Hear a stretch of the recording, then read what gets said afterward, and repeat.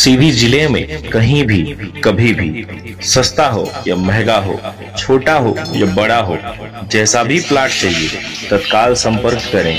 सबसे सस्ता, सबसे अच्छा आवासीय प्लाट हो या खेती किसानी के लिए जल्द संपर्क करें 8878598878। धन्यवाद।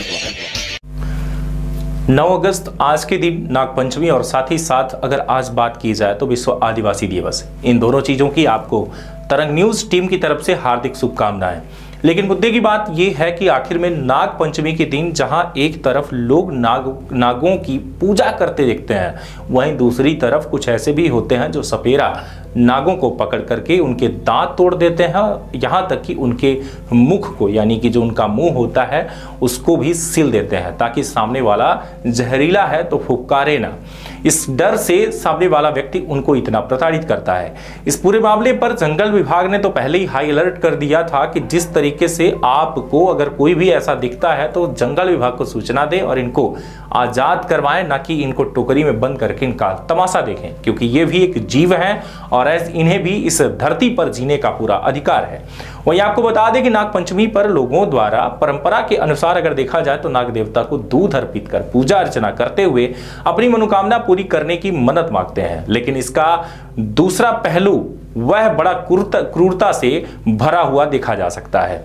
जैसे कि आपको बता दें कि सपेरे सर्पों को जंगलों से पकड़कर उनके जहरीले दांत तोड़कर उन्हें पिटारे में बंद कर नागपंचमी या फिर आम दिनों पर यह घर घर जाकर सर्प के नाम से भिक्षा वृत्ति करते हैं। शुक्रवार को नागपंचमी पर कोबरा सांप के वो भी एक नहीं बल्कि करीब 16 सर्पों को पकड़कर उनके दांत तोड़े गए और कोबरा सर्प तेज तर्रार होने के कारण उनकी जो है फुफकारों पर भी काबू पाने के लिए सुई धागे से उनके मुंह को सिल दिया गया।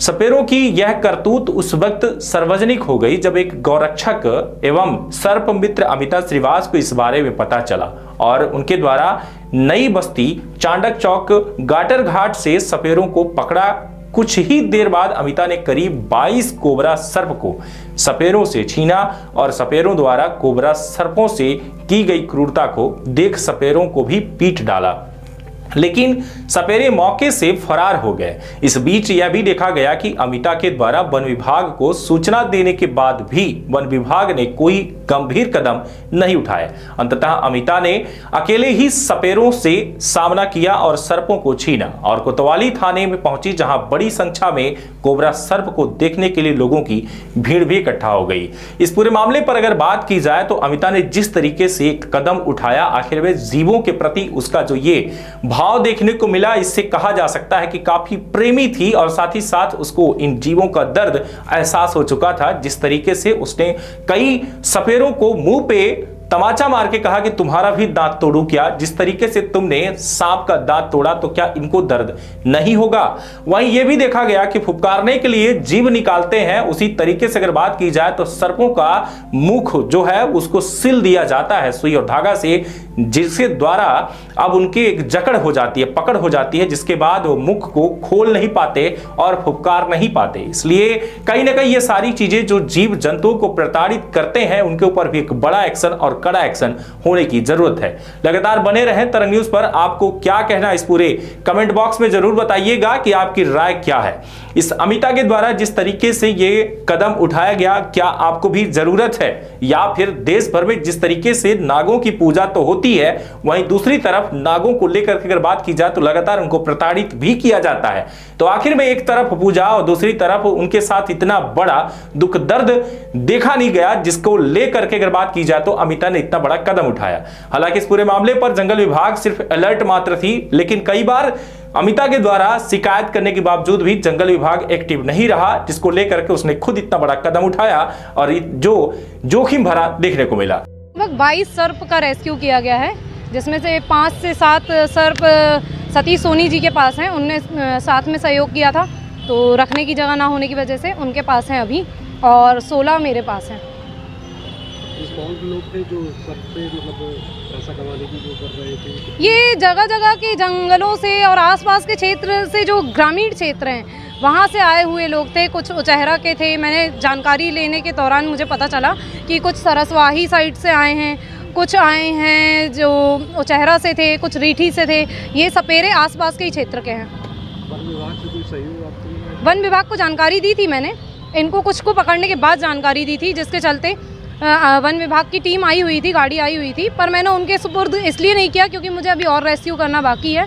जब उनका पकड़ने में सहयोग नहीं था तो मैं एक साथ तो तभी दूंगी जब मेरी टीम का सबका सहयोग होगा।